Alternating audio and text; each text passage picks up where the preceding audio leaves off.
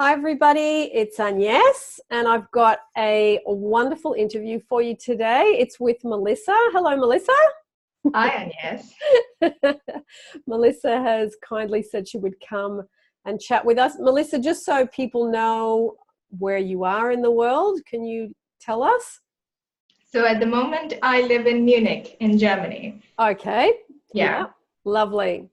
And you have been there how long? Oh, a few years now. Yeah? Okay. Yeah, a couple of years. And what's your cultural background? Oh, originally I'm from India. Okay. You're born in India? Born in India, and I moved Oh, to Europe a few years ago, settled down here. okay. I mean, I know your story, but I'm telling just so they find out, a bit about you. So we said you would come on and share your wonderful success.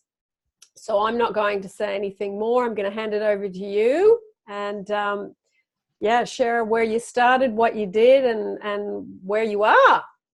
Well, thank you for that very nice introduction. Yes. Well, I started off in India. I did my degree in aerospace engineering, and then I thought that the plan was always to come to Europe and do a master's degree in Europe, as many Indian people my age do, and then eventually settle down here. And that's what I did. I went to Strasbourg in France. I did my master's degree in aerospace there. And then I came to Germany because I got a job. Yeah. So far, everything was going according to plan. And then 6 months into the job, they said, well, we can't extend your contract, blah, blah, blah. And I thought, okay, I'll just get another one because Munich is one of the economic capitals of Germany.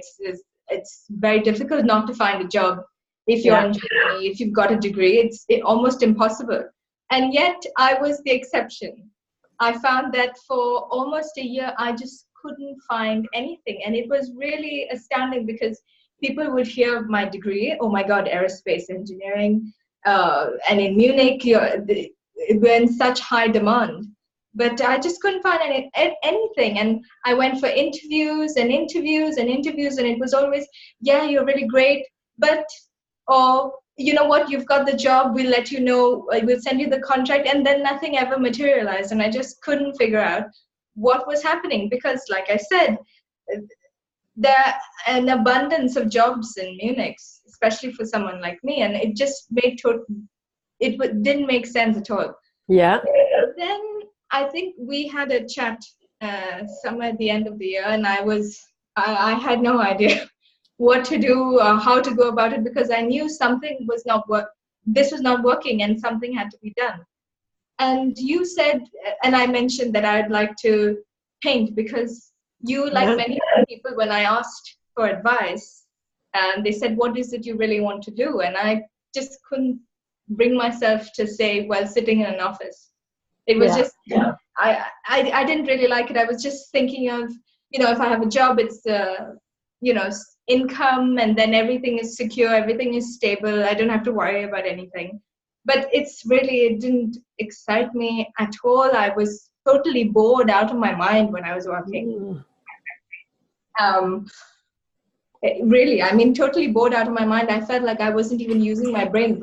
I was just going to work, thinking about when am I going to have my lunch, thinking about when am I going to go home. And, I remember thinking, I can't spend the next 20 years doing this, just switching off my brain and switching it on by the time I come back. So you including, and many other people who asked me, what is it you wanted to do? It had nothing to do with my degree, and it was painting. And you suggested, why not try doing it part-time? But the moment you said that, I was like, well, the visa is difficult, and I could foresee a whole host of problems. It wasn't straightforward, like contract, visa, that's it. But and I really couldn't bring myself to face that huge mountain of work that was lying in wait for me if I should choose that path. But so it went on for the next few months until this year, January of this year, when I happened to be listening to Abraham, and I was cooking or something, and she just happened to say, what is it she was just talking, and she just said, what is it that you want to contribute to, to the world? What is it that you want to give, to leave behind? And immediately my answer was my painting. It was obvious. I couldn't leave behind working in an office doing, making Excel sheets and writing documents and agreements and that sort of thing. And I thought, I've been so stupid. I've been focusing on the problems rather than trying to find a solution. And I thought, you know what, this is it. I'm not going to try pursuing finding a job anymore. I'm going to dedicate everything I have, all my energies focused into building a business out of my paintings. And once I decided that, I knew I just had to do this. And the thing is, before I came to this realization, I had my very last interview scheduled for 2 weeks after that. So by the end of Jan. And I sat down for this. It was a Skype interview, and I sat down for this interview, knowing full well I wasn't going to take the job, but just doing it for the sake of formality. And one interviewee was in Berlin, where the job was supposed to be, and the other interviewee was in Moscow.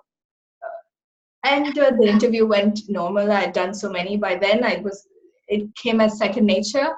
And we talked, but this woman in Moscow made me feel about this big, because she kept insinuating that, you say you're an aerospace engineer, yet you haven't had a job in 1 year, and, that sort of thing. And it turned into the worst interview I'd ever had.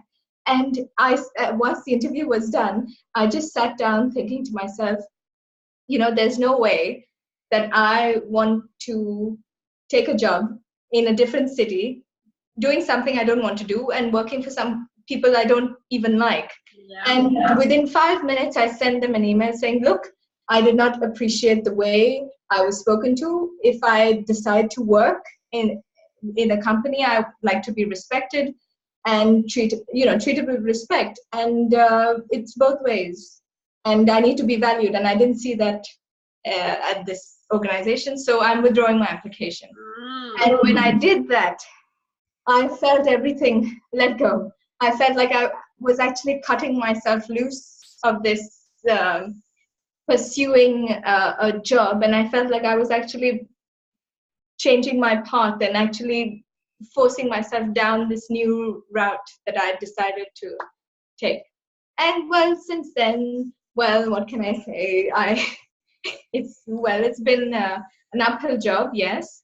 But it's been great, because now I feel like I'm actually thinking, and I'm sure you feel the same way, because you actually have to think about what you have to do, think about different strategies, you're using your brain as opposed to just going into the office and switching off and doing Excel sheets. You get my meaning. And yeah, it's really great. And since then, I've got 2 contracts from 2 galleries in New York. So they take my paintings and then they display them at exhibitions. And that's really great. Then I have an Etsy shop and I sell my paintings there.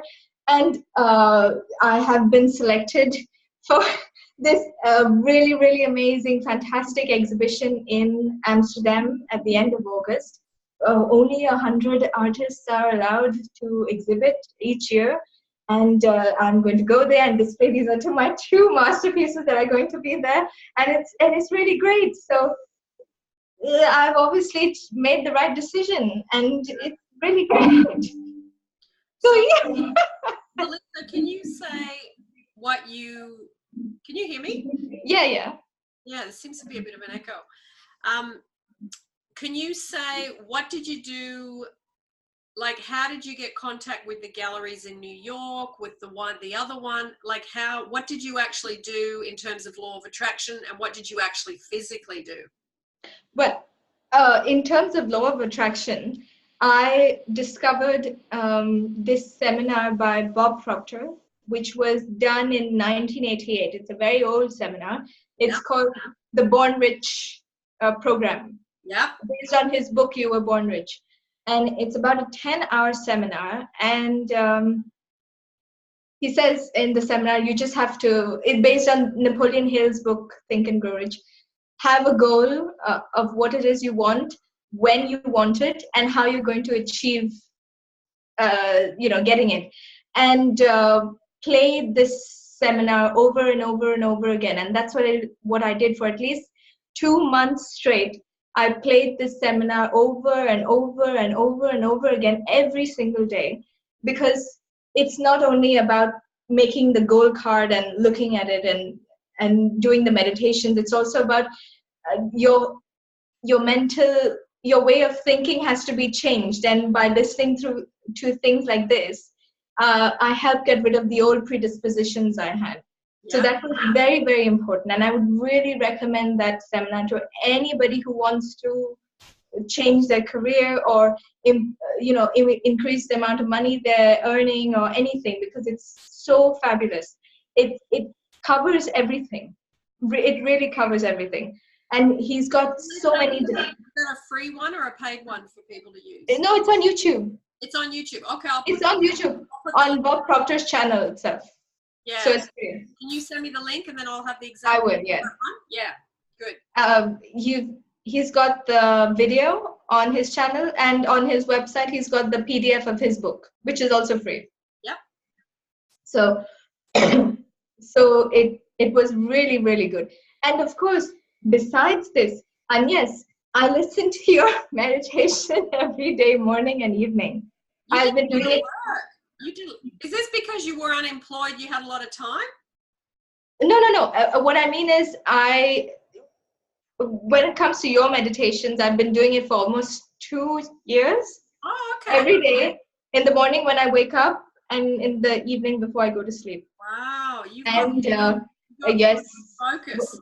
So when I wake up in the morning, my cat knows your voice. So as soon as the meditation switches on, she wakes up from wherever she is and comes to the bed and starts sniffing the phone, because she knows your voice.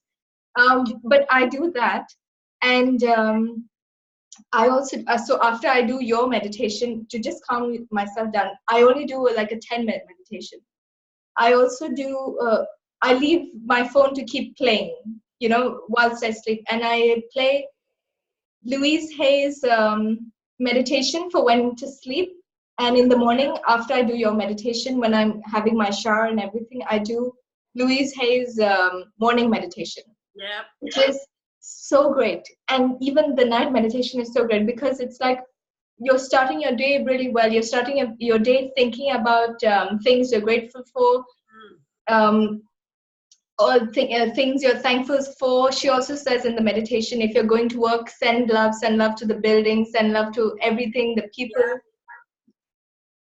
You're going to the doctor, send love to the building, to the instruments. I do that when I go to the dentist. Yes. So that's very, very helpful. And she also says, and something I started doing was looking in the mirror after I'm done with my stuff and touching my reflection and looking in my reflection's eyes and saying, I love you, Melissa, I love you. Yeah. I love you.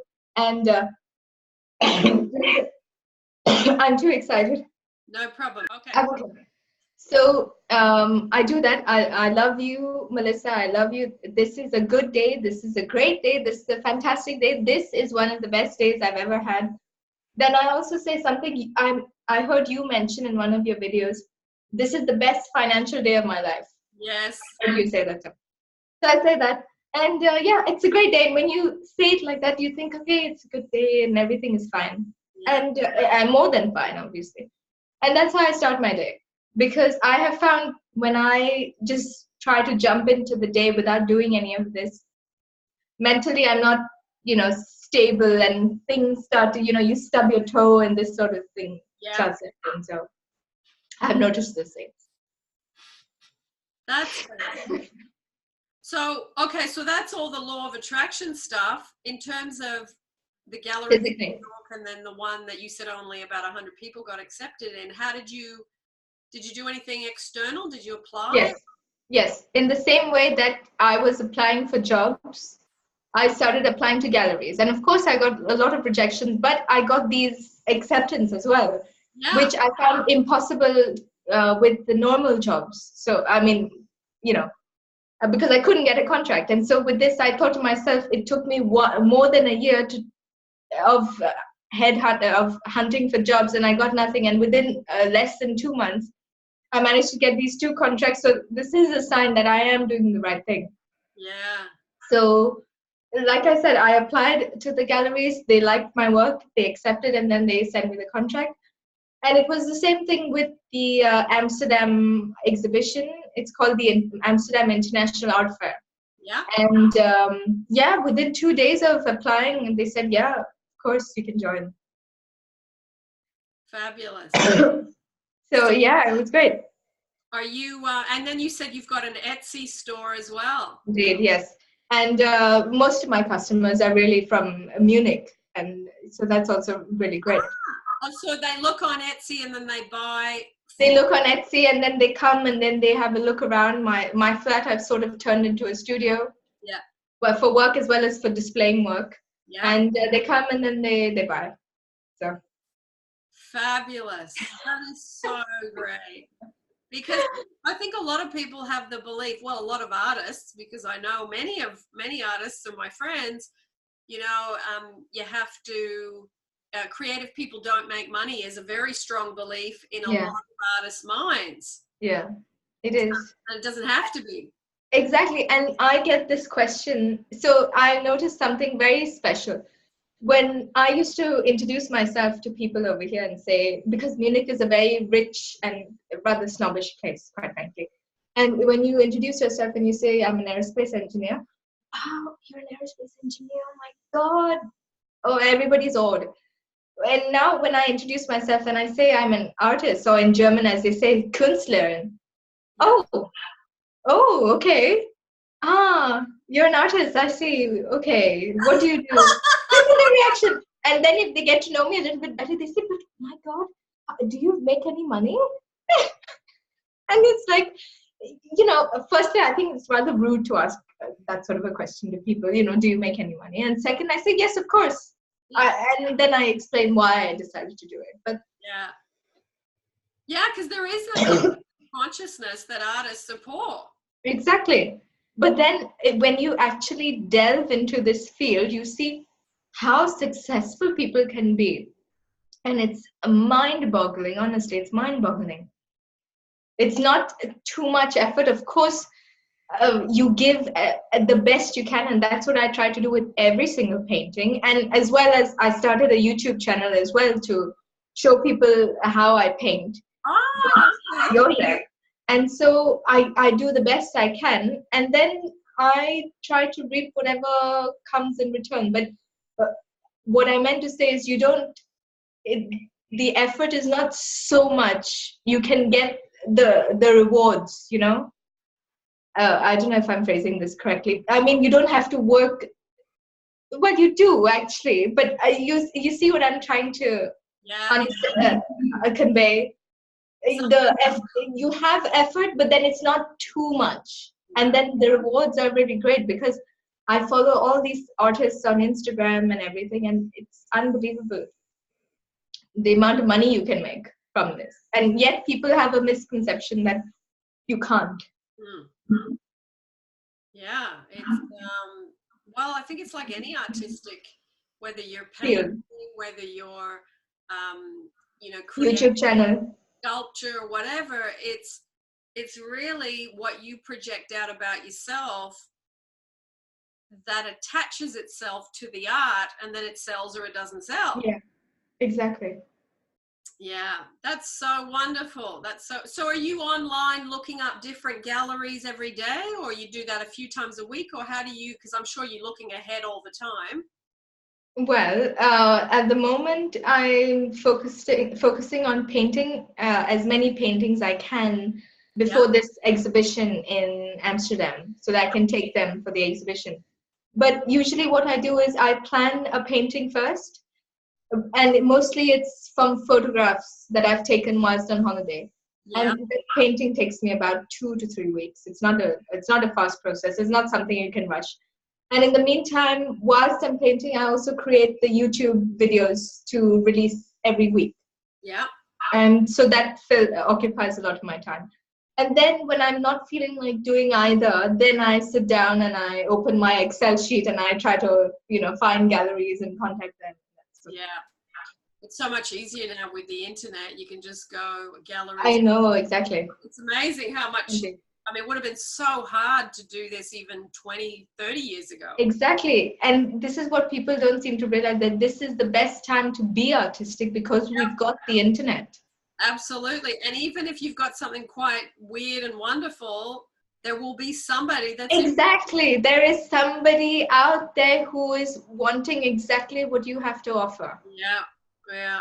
That's terrific. You must feel so different when you wake up in the morning now. Oh, yes. Yes. I mean, last year I was I wouldn't say depressed, because I think that's too harsh a word.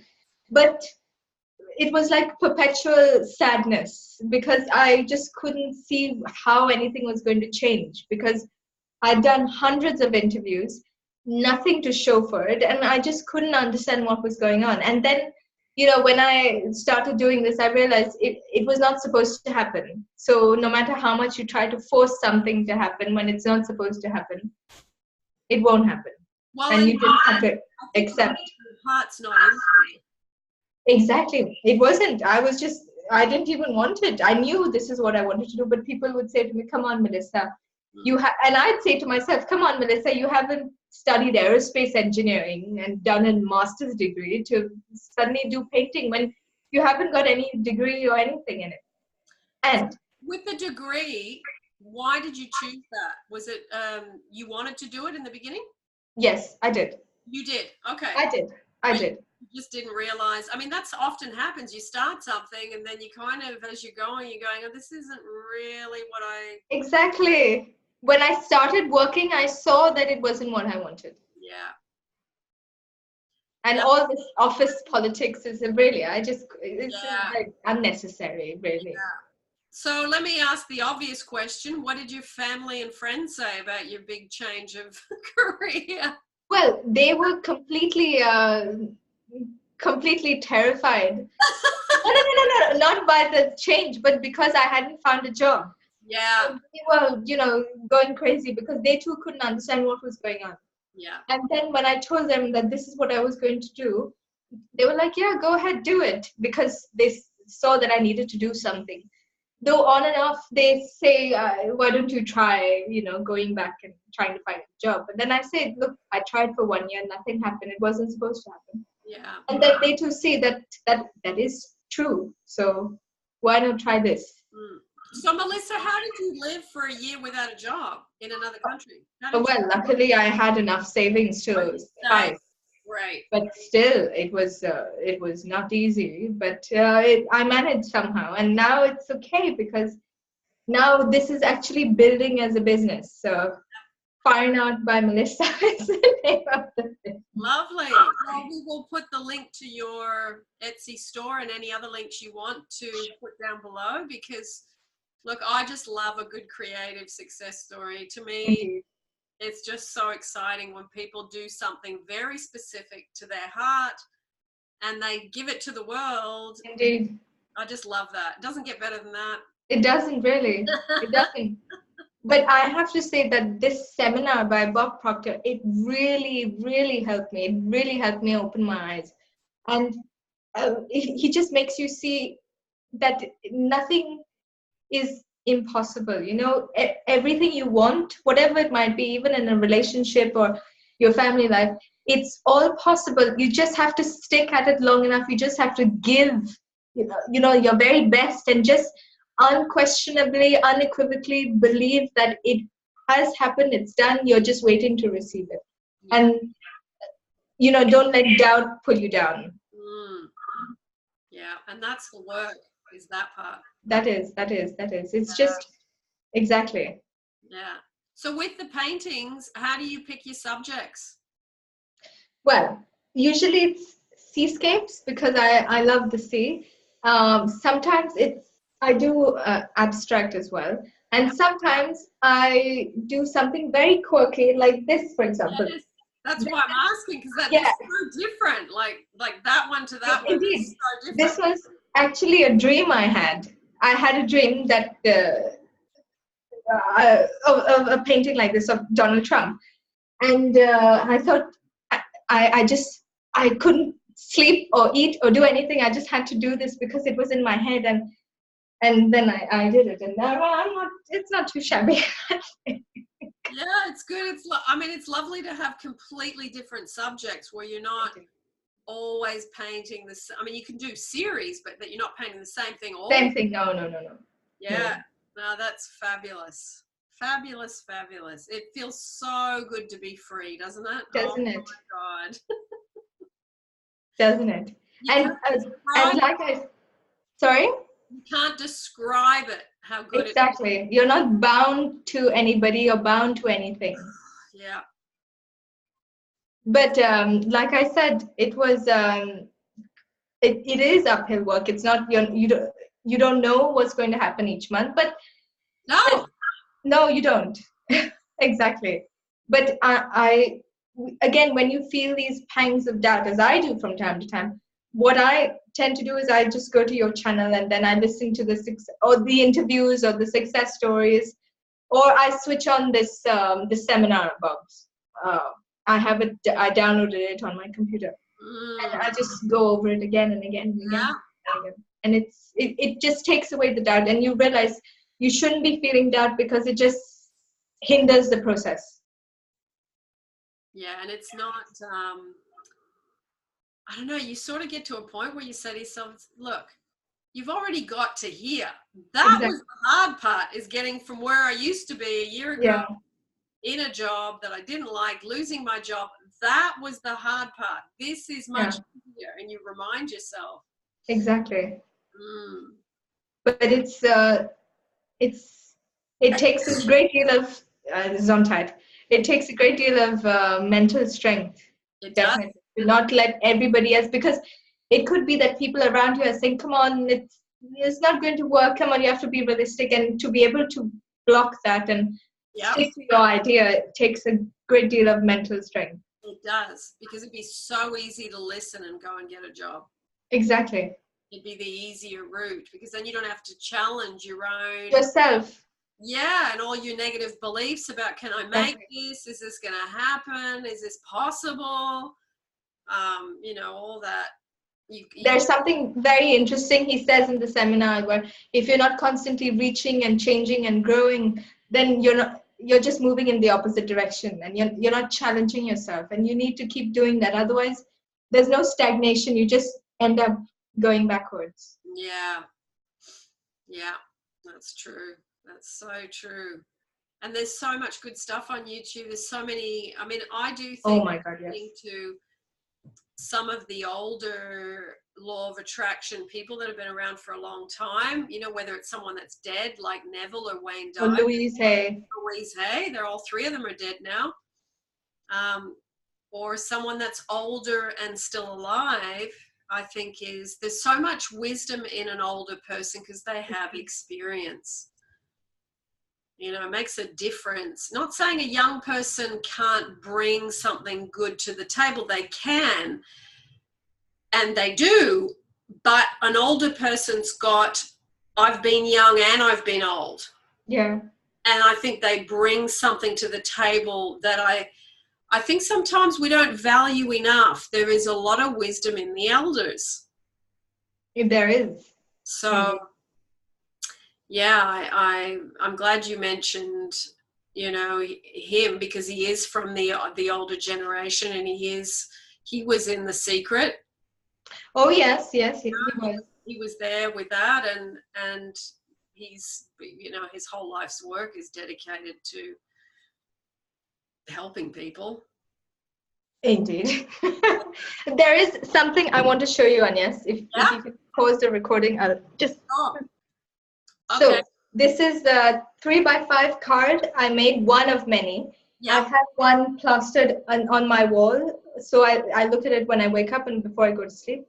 I have one plastered on the mirror in my bathroom. And I have some extra like this everywhere. So what it says is, I'm so happy and grateful that and I've written a date, I earn so much, I've written a number, which comes to me in various amounts from multiple sources. In return for this money, I give the most efficient service of which I'm capable, rendering the fullest possible quantity and the best possible quality of, my paintings and YouTube videos. And then it says, I believe that I already have this money in my possession. My faith is so strong that I can now see this money in my bank account. I can touch it with my hands. And I signed it, Melissa, and the date. So March 18th of this year. So the thing is, I read it aloud every day when I wake up and before I go to bed. And then I look at it. Of course, I can't avoid it. It's on the mirror when I'm brushing my teeth and everything. Yeah. And the idea is that you try and look at it as often as you can during the day, every day. And every time you look at it, you just visualize the amount in your bank account. Yeah. You see the online bank account, and you see your amount over there. And just have faith that the more you read, even if it's a lie and you don't believe it when you write it, this lie will turn into reality. Yeah. The more you look at it, the more you tend to believe that, yes, it is possible. Yes, I can do this. Yes, you'll start to see doors and not walls. Yeah, well done. And I think it's having a really good routine like that, with Indeed. And, that's like a little form of scripting. Yeah. So, yeah, it's doing those things during the day. And I do think once you work from home and you're doing what you love, you've got more time to do those things. You're not doing it on the bus on the way to work, or you're not doing it on your lunch break. But that's a really good place to start, is when you are working somewhere else and you're not happy, is to start practice doing it on your way to work, on your way home, on your lunch break, because then you are free to do so. And those little 3 times a day makes a big difference. Yeah, it does. It really does. Yeah. That's fabulous, Melissa. And also on the mirror, I really recommend, because you stare at it every day, all the time. So on the mirror, your eyes can't help but move there and see, I earned so much by this date, and it registers in your brain. Yeah. Although you don't realize it, it does. Yeah, for sure. Yeah. Have you got any other paintings we can see? Well, I'll show you some abstract work. Oh, I love that. So you see, it's all shiny. It's got a resin coating. Oh, wow. Oh, I love that one. That's beautiful. And since I am an aerospace engineer, of course, I try to do some space-related ones, like this one, which is like sort of like a satellite image. Wow. Yeah. And what kind of paint is it underneath? Acrylic. Acrylics with resin coating. Resin coating. Wow. Okay. And what about the one behind you? This one. Yeah. This one is acrylic, but it's not. There's no resin coating on it. So it's a scene. You put a resin coating on that, or you've not? No. So it's a scene. I went to a place in Italy called Bari, and this is the fish market. So you've got the fishing boats over here. Yeah. These 2 fishermen talking. Then this guy's got some fish out from the water and he's cleaning it, or what he's doing, I have no idea. This guy's got a bucket in the water. He's pulling something out. Yeah. And then we've got these 2 men having a chat over there, and then the posh yachts over here, and then just the regular fishing boats over there. Fantastic. So. And show us a closer look at Donald. You know what? I have received only positive feedback of this, so I'm quite surprised, pleasantly surprised. So here we go. Yeah, wow. And that's acrylic as well? No, this is oil. That's oil. Okay. Yes. So you use different things for different mediums. Yes, I do. Wonderful. Oh, that's actually a lot bigger than it. When you had it in the background, it looks quite small. Oh, no, it's quite big. It's very big. 80 centimeters long. Yeah. How long did it take you to do that one? 1 week, because I just couldn't do anything else, eat or sleep, until I completed it. It was, I had to. Yeah. It was this dream that was pushing me. Yeah. And what about the Italy one? This took 3 weeks. 3 weeks. Yeah. Are you totally finished with that one or not yet? Yeah, this one is ready to go. That's totally done. Wow. Yeah. I remember when I was painting, it was hard to know when to stop. Indeed. I think it was Da Vinci who said a painting is never finished, it's only abandoned. Yes, that's a good way to look at it. Fabulous. Well, is there anything else you want to say? Just that as hard as it may seem from where you're standing, it'll only get easier once you decide what you want to do and you give everything and do it. And unquestionably and unequivocally, don't doubt that it's going to happen. It is going to happen. It has happened. You just have to move into the same vibration as what it is you want. Yeah. And although your situation may be uncongenial at the moment, but it will not have to remain so if you just pursue these ideas and strive to reach them. I do think having a good daily routine is essential for this. Essential is the beginning of it, Agnes. Yeah. It has to be every day. You have to put in effort. Yeah. Unfortunately or fortunately, because you set yourself up for success. You know, I think I've heard you mention many times, as well I've seen it I've read about it, you know, all successful people have a routine. So if you're chaotic, then you're not going to get anywhere. It's the same with your surroundings. If your surroundings, your flat where you live is chaotic, then it just represents your mind, and your mind is that chaos. So everything should be organized, you know, for you to be able to think. Yep. I totally agree with that. And some people are scared, unfortunately, because they don't believe that it's so easy. They don't believe that they can achieve what they want. And so they think, oh, it doesn't happen to us. Oh, it happened to that person, but I'm not lucky, or I'm not smart enough, or this or that. But that's not the case at all. We're all the same. Yeah. All of us are the same. It's what separates us is just the way we think. Nice. That's yeah, we all start with a mind that can go to wanted or unwanted things. That's what exactly us is that choice.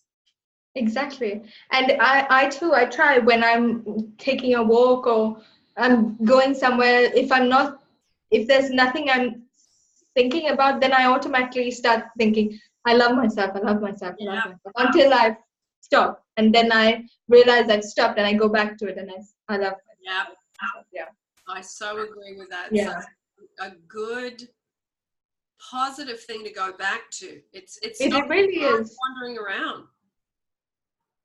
Yeah. Exactly. And you know, I've realized and seen such a huge change in the way I think, because I used to be quite a negative person. At least 2 years ago, before I found your channel, before I found Law of Attraction, I was a very negative person. I used to like bad things, you know, because I used to enjoy that victimhood, and you know, I used to. It was a bit masochistic, but you enjoy it. Of course, you enjoy it a little bit. And now I don't think anything negative whatsoever. I really strive to not do it. I just try positive, even if the situation is really bad, as it used to be last year. I used to just try and find the positive, and it really helps you so much, because negativity just breeds more negativity. Yep. Positivity breeds more positivity. And now if somebody says anything negative, or if I have somebody whose company I have and they are being negative, I just won't tolerate it at all. I will tell them straight away, stop, or I'm going to go, because I cannot listen to this anymore. Yeah. And that's so important, because sometimes we just stay and listen for the heck of it. And that does nobody any good, neither the person who's saying it nor you. Yeah. So it's so important. Lovely. Lovely, lovely. Okay. So, yeah, it's just so, you know, you're talking to the converted. Indeed.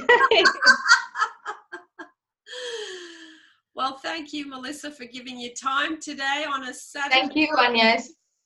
for everything, really. I mean, without your channel, I wouldn't be here, honestly. Look, I just, you know, without sounding a bit strange, I'm really proud of you. I just think it's like, yay!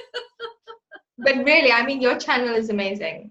It really is. And like I said, even if I'm not feeling 100%, all I have to do is just listen to one of your interviews, or especially with Dan. Those are the best. Honestly, make more of them. Really, please make more of them. I love listening to them. It's really nice. And I do love those interviews with him. It's really great, yeah. Yeah, it's an hour of madness and quirky fun. I love it. I guess I've noticed. All right, Melissa. Well, thank you, and thank you. I will put, when I upload the video, all the links down below for you viewers to check out anything that Melissa and I discussed, or anything that she talked about, or her Etsy shop, or her YouTube channel. You can go and have a look, get inspired, and hopefully it will start to make you think, what is it that I want to do? Because I'm not happy here.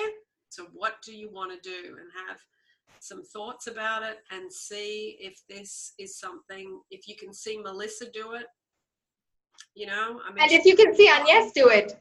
Yeah, that's true. Yeah, mine started in 2016. Yeah, I took a left turn as well. Yeah, so yes, there's more and more of us that live and beat to our own drum now. So it's definitely, it's getting easier and easier because more and more people are doing it. So it's not that we're the minority anymore. There's lots of people living off a computer, off their artistic pursuits, moving around. And the thing is, at least you and I, our YouTube channels, for example, are about something. We have a subject, but there's so many YouTubers who have YouTube channels that are so successful, but they're about nothing. They could be about jokes, so they could be about anything. It's nothing in particular, but you can see that if they can make their channel so successful and they can earn so much money out of having nothing really in particular, it's not a bit out there, then exactly, honestly, everything is possible. Yeah, exactly right. As long as you have a love and a passion for it. Exactly. Yeah, that's the main ingredient. Indeed. Yeah. All right. Good stuff. Melissa, you want to say goodbye to everybody? Okay. Goodbye, everybody. And I'm going to say the same, everybody. See you in the next YouTube. I hope you enjoyed a wonderful creative success story from Melissa, who is currently Ciao. in Germany. Bye. Yeah. Ciao.